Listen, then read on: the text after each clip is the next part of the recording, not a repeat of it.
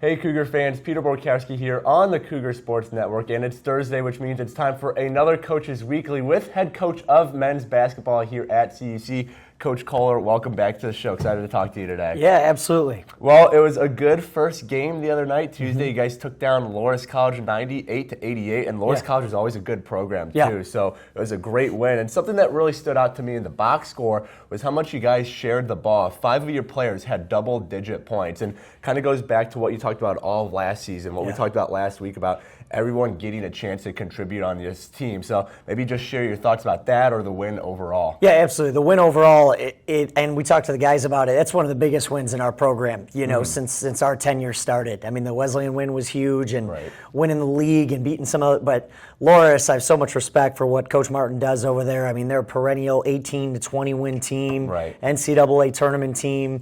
They win 75% of their games at home. And for us to be able to go in there on the road and play at the level in which we played, that was a great way to start it off. And then just with regards to the personnel, that's what we've always been about, is you're way more dangerous when you have everyone on the floor that can hurt you in some form or fashion, right? Not everyone's going to score 25. But when you've got, a guy at 18 or 20 or in Jacob's situation at 29, and then I think it was 5 others in double figures between 8 and 12, that's really tough. And that's what makes us pretty difficult to guard. Well, you mentioned it really quick, and I want to talk about some more. Jacob Collicott had a fantastic game, 29 points, 9 for 11 from the field, which is almost unheard of. And we saw the potential in him a little bit last year as a freshman. Unfortunately, he got injured towards the end of the year. But now as a sophomore, it looks like he's really ready to take that leap into the next level. Yeah, he's committed himself. I mean, he's in the gym all the time. He's had a huge summer, and it's just a testament to kind of show guys that, you put the work in like that, you're going to see some improvements like that. And Jacob definitely showed signs last year. He had that freshman energy and angst, and so he had that decision making also. And so he's a year more experienced. He's more mature, but he's always plays so hard and makes so many things happen in terms of being like a game wrecker is kind of what we tell him.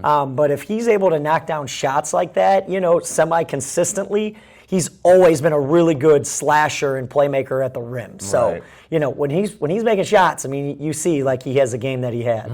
Well, let's look ahead to this upcoming weekend a little bit. It's the home opener. You guys welcome Knox to Geisman Gymnasium, which is always a great environment to play in, especially for men's basketball games. But what are you kind of looking for the team to improve on from their first win? Obviously, they got the win over Loras, but there's still some stuff that you could always work on. So what do you really want to see this weekend against Knox? Yeah, the glass. I mean, that's one of the biggest things. It starts and ends defensively when the shot goes up. Not giving up second chances, being one and done.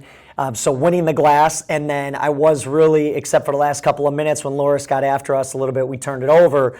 I think we were maybe we have more assists than turnovers, and that's one of the things that we talk about.